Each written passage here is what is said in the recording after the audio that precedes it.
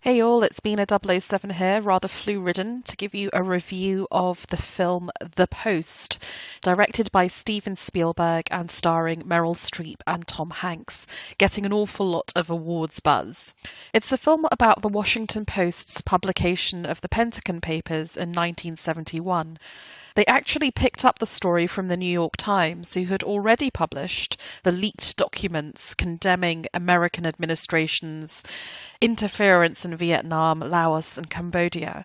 But the New York Times, having published, was under a court restraining order and so couldn't continue until the case went to the Supreme Court. The decision, therefore, before the Washington Post's proprietor, Katharine Graham, played by Meryl Streep, is whether or not to publish. And what's at stake is potentially going to prison, but it's also the future of her cash-strapped company that she's inherited via her husband from her father.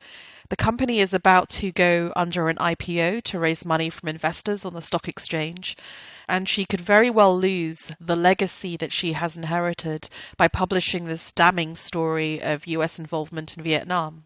So the theme of the film obviously is one of the importance of press freedom in holding corrupt administrations to account. And the filmmakers obviously want to give us an analogy to the modern attack of the mainstream media by the current administration.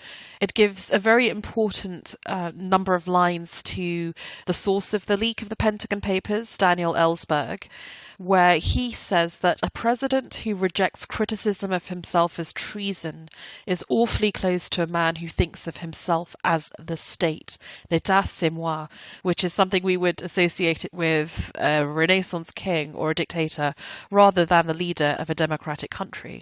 So obviously there's a timeliness to the film from the issue of press freedom. But the second theme of the film derives from its focus on the role of Kay Graham, the Post's proprietor, whose decision to publish is the one that is at the very centre of the story, a lot of which takes place on the day in which the Post gets the papers up to midnight, which is the publication deadline. She is painted as a woman who is born to be a socialite, still is a socialite, and only went into business because her husband committed suicide and so had to take over the family newspaper. So she's had to learn the job as she goes, under a lot of pressure, and at a time when businesswomen were a rarity. And actually, if you find this film interesting when you watch it, I would heartily recommend her Pulitzer Prize-winning autobiography called Personal History, which really is, as myself, a woman in business, a fascinating picture of what she faced and had to overcome, both in terms of self-confidence and the very real misogyny she faced. And it's interesting to see how much of that still operates today.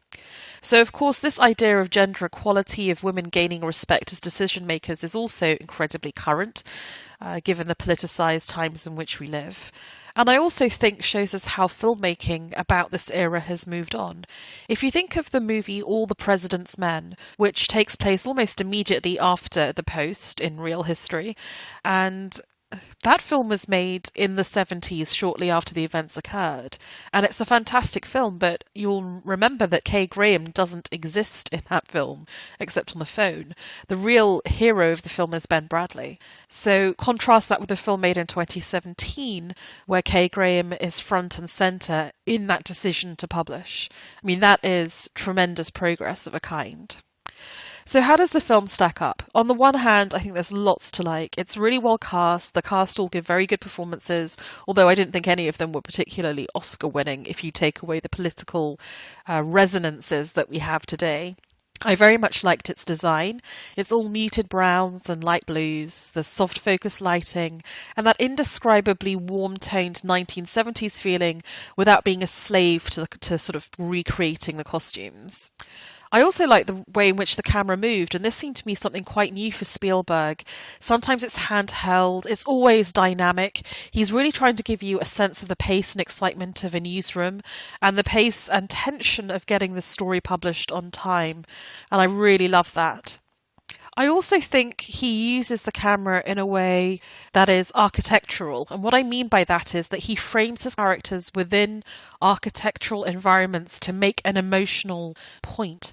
So, for instance, we often see Kay Graham framed within her house, often at the center of a frame where there's her living room on one side and the social side of her life on one side, and her private office on the other, and her kind of caught in the middle of those two worlds. We also get a lot of shots where the camera looms above her, as if to mirror the fact that she's often spoken down to by a lot of men. And then the other thing I like that it does, which is very much taken from All the President's Men and actually early seasons of Mad Men, is the way in which they place the camera to show the ceilings of Newsroom and really give that sense of a very particular, authentic environment, but the sense of a tight-knit, almost claustrophobic community and a sense of us battling them. I think that works really well.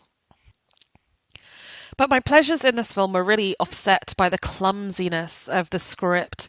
It felt a lot more tell than show. We get endless dialogue telling us how to interpret the action of characters rather than just letting us watch it and come to our own conclusions, which frankly, given how earnest and conscious of its political context this film is, would not be hard to do anyway.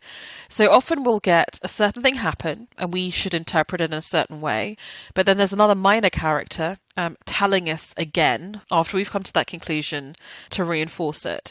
So for instance, at the moment when Kay Graham decides to publish, we have Ben Bradley's wife, played by Sarah Paulson, explaining to us just what is at stake for her. And it's so Basil exposition. And this happens again and again. The other thing that I found really jarring and heavy-handed was a scene near the end of the film where Kay Graham is leaving the Supreme Court, where she and other newspaper proprietors have just received their decision. And she doesn't do the press conference, so they're already making a point about how men will seek to speak for the group and take the spotlight, and the women will stand back and not lean in, as Sheryl Sandberg would have us do. And as she's walking down the Supreme Court steps, which elsewhere on the steps are a mixed crowd, she walks exclusively through a crowd of young women of all different ethnic backgrounds. And I think we're clearly meant to take that as look at the lives of the women that she is inspiring and changing in terms of their opportunity set, which I just found so on the nose. I mean, the importance of Kay Graham. Yes, it's important to see a woman who's a successful businesswoman. Let's not forget, however, that she inherited this. It was not meritocratic.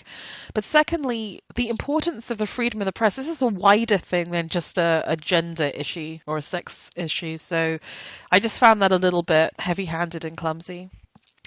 Overall, then, I think The Post is an earnest and a very well-made film. I really enjoyed watching it and would encourage you to do so. But it just doesn't trust its audience enough to let them reach their own conclusions. And I just found that very, very trying. By the end, I was just longing for the austerity of the ending of All the President's Men, which doesn't have a big gushing, emotional John Williams score. It just has a newswire banging out the end of the Nixon regime letter by letter. It's stark, it's depersonalized, and it's adult. It's not juvenile. It's not patronizing or condescending.